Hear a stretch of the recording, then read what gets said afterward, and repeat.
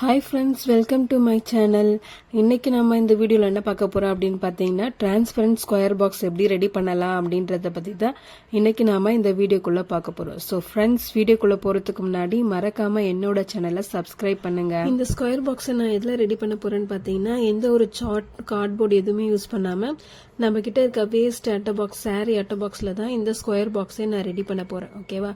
இந்த சாரி அட்டை பாக்ஸை வந்து 14x4 சென்டிமீட்டர் அளவுக்கு அதை கட் பண்ணி எடுத்துக்கணும். ஓகேவா? கட் பண்ணி எடுத்துட்டு பார்த்தீங்கன்னா லென்த் வந்து 14 சென்டிமீட்டரும் அதோட வித் வந்து 4 சென்டிமீட்டரும் கட் பண்ணி எடுத்துட்டு ரெண்டாக ஃபோல்ட் பண்ணிக்கணும். ஓகேவா?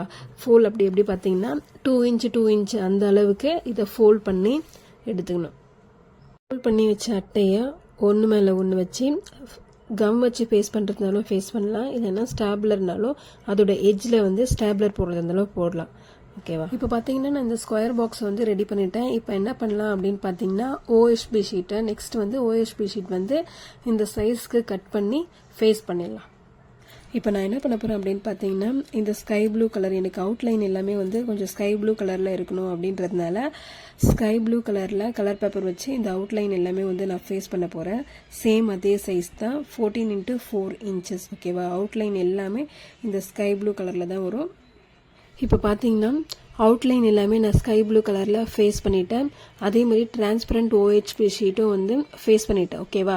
ஸோ ஒன் சைட் மட்டும் ஓப்பன் இருக்கட்டும் அப்படின்னு சொல்லிட்டு ஒன் சைட் மட்டும் ஓப்பன் வச்சுருக்கேன். ஏன்னு பார்த்தீங்கன்னா அந்த பலூன் லைட் எல்லாமே அதுக்குள்ளே இன்செர்ட் பண்ணுறதுக்காக. நெக்ஸ்ட் வந்து நம்ம என்ன பண்ண போகிறோம் அப்படின்னு பார்த்தீங்கன்னா, இந்த கிளிட்டர் ஷீட் எடுத்து ONE1 அப்படின்னு சொல்லிட்டு ரெடி பண்ணலாம்னு சொல்லிட்டு ஓவை ஃபர்ஸ்ட் வந்து நான் கட் பண்ணிட்டேன். நெக்ஸ்ட் வந்து எண்ணும் அதே சைஸில் கட் பண்ணி எடுத்துட்டேன். நெக்ஸ்ட் வந்து ஈயும் கட் பண்ணி எடுத்துட்டேன். நம்ம கட் பண்ணி வச்சிருக்க நம்பர்ஸ் நேமை இந்த ஸ்கொயர் பாக்ஸில் ஃபேஸ் பண்ணிடலாம். ஃபைனலி நம்ம இந்த டிரான்ஸ்பரண்ட் ஸ்கொயர் பாக்ஸை ரெடி பண்ணிட்டோம். இந்த டிரான்ஸ்பரண்ட் ஸ்கொயர் பாக்ஸை ஈஸியாக ரொம்ப சிம்பிளாகவும் நம்ம வீட்டிலேயே ரெடி பண்ணலாம். உங்களுக்கு இந்த வீடியோ பிடிச்சிருந்துச்சுன்னா மறக்காமல் என்னோட சேனலை சப்ஸ்கிரைப் பண்ணி